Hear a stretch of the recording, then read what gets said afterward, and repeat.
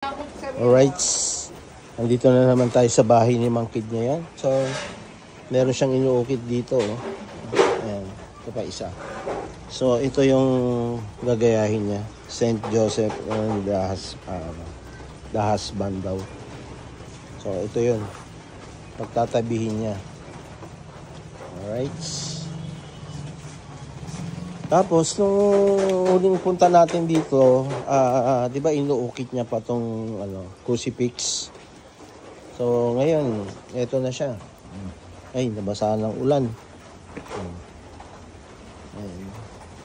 Italyado na. Yung krus na lang yung gagawin dito.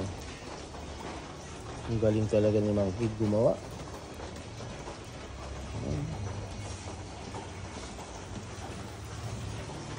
Nabasa ng ulan. Carmela, nabasa ng ulan na yan. Diba? Kaya kagaling si Mang Kid Valdemar.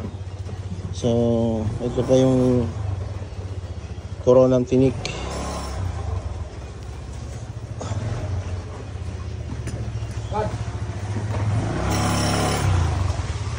Alright. So, binabagbag na ngayon. Ito si Mama Mary and si St. Joseph. Galing. Wala si Mang Kid ngayon, nagtutulog daw. So pinapuntahan natin dun sa anak niya. Alright. Hello! Puyat na puyat ka, puro kamuta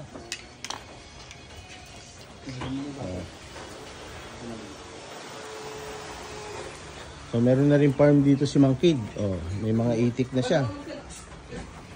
Yung mga manok niya dati sisiw lang to nung huling punta ko dito. Ngayon ang lalaki na Ayan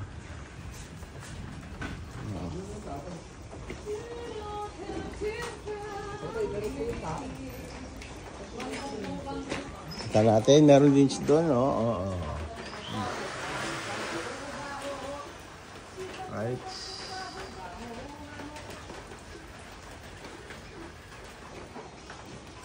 Ito yung working area ni Mang Kid pagka puputol siya ng kahoy. Ayan. Anong ginagawa nyo? Yung mga project po ko. Yan na yung ginawa mo dati na usa. Ayan yun, di ba? Opo. May ginagawa po sa akin puso at saka bungo.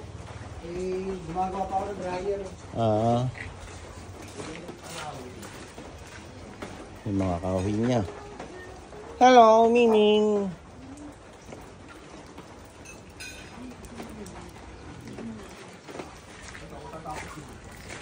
Alright.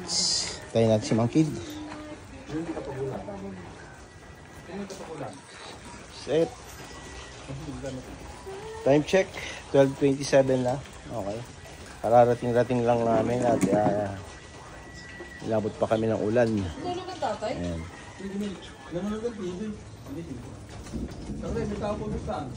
Wala.